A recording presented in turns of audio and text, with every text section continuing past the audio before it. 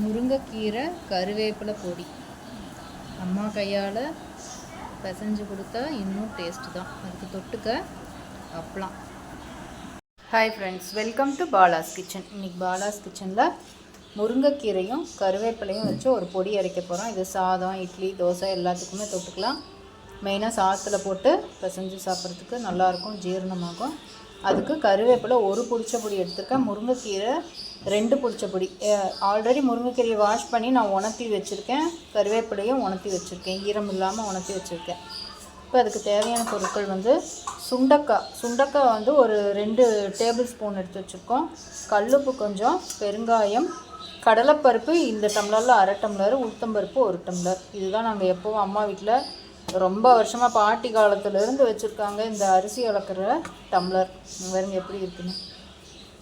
இப்போ இதெல்லாம் இதுக்கு தேவையான பொருட்கள். இதெல்லாம் நம்ம வறுத்துக்கணும்.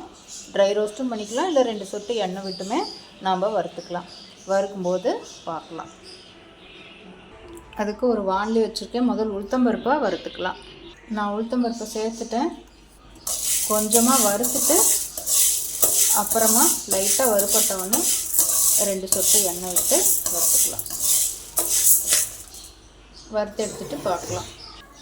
லைட்டாக வறுபட்டவொடனே 2 சொட்டு நான் தேங்காய் எண்ணெய் விட்டுருக்கேன். நீங்கள் நல்லெண்ணெய் கூட விட்டுக்கலாம், இல்லை ரீஃபைண்ட் ஆயில் கூட நம்ம சேர்த்துக்கலாம். இது நல்லா செவக்க வறுத்துட்டு எடுத்துகிட்டு பார்க்கலாம். நான் உளுத்தம்பருப்பை வறுத்து எடுத்துட்டேன். 2 சொட்டு மட்டும் தேங்காய் எண்ணெய் விட்டு வறுத்துருக்கேன்.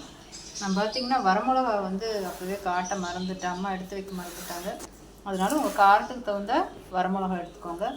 கல்லுப்பு கொஞ்சம் எடுத்து வச்சுருக்கேன். ஏன்னா இந்த சுண்டக்காய் கடையில் வாங்கினது தான், இதுலேயும் உப்பு இருக்கும், அதனால் நீங்கள் பார்த்து சேர்த்துக்கோங்க. இப்போ நம்ம கடலைப்பருப்பை வறுக்கலாம். கடலைப்பருப்பை நான் வாணலியில் சேர்த்துருக்கேன். இதையும் நல்லா வறுத்து எடுத்துகிட்டு பார்க்கலாம். இதுக்கும் 2 சொட்டு எண்ணெய் விட்டு வறுத்தோம்னா கொஞ்சம் சீக்கிரமாக வணங்கும், வறுபடும். அதையும் நல்லா வறுத்து எடுத்துகிட்டு பார்க்கலாம். கடலைப்பருப்பை வறுத்துட்டேன். சுண்டைக்காயை சேர்த்துருக்கேன். சுண்டைக்காயை நல்லா வறுத்து எடுத்துக்கலாம்.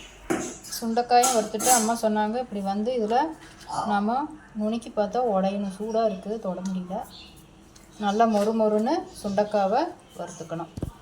வறுத்துட்டு இப்போ நான் பெருங்காயத்தை சேர்த்துருக்கேன். அந்த பெருங்காயத்தை வறுத்துட்டு மிளகாயை வறுத்துக்கலாம். கடைசியாக நம்ம வாண்டியில் முருங்கைக்கீரையும் கருவேப்பிலையும் சேர்த்துக்கலாம். முருங்கைக்கீரையும் கருவேப்பிலையும் ரொம்ப வரக்கூடாதுன்னாங்க அம்மா. இந்த சூட்டு வாணலியில் போட்டு ஆஃப் பண்ண சொன்னாங்க. அதுவே மொறுன்னு ஆகிடும் அப்படின்னாங்க. அதனால் பெருங்காயத்தை எடுத்துட்டு நாம் மிளகாயை போடலாம். மிளகாயும் உப்பையும் சேர்த்துட்டேன். இதை நாம் வறுத்து வச்சுக்கலாம். நெடி அடிக்காது, அதனால் உப்பு சேர்த்துருக்கேன், கல்லுப்பு. இதை வறுத்துட்டு கடைசியாக நாம் முருங்கைக்கீரையும் கருவேப்பிலையும் வறுக்கலாம்.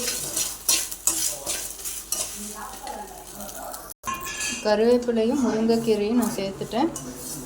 இப்போது வாணலி சூடாக இருக்குது, நான் அடுப்பை ஆஃப் பண்ணிடுறேன். இந்த சூட்டுக்கே இது நல்லா வறுபட்டுரும். நாம் சேர்த்துருந்ததெல்லாம் ஆறிடுச்சு பாருங்கள். முதல்ல இந்த பருப்புகளெல்லாம் அரைச்சிட்டு அப்புறமா அந்த முருங்கைக்கீரையும் கருவேப்பிலையும் சேர்த்து அரைச்சிட்டோம். நம்மளோட முருங்கைக்கீரை கருவேப்பிலை பொடி தயாராகிடுச்சு. நீங்களும் ட்ரை பண்ணி பாருங்கள். Thank you friends. ஓம் சாய்ராம்.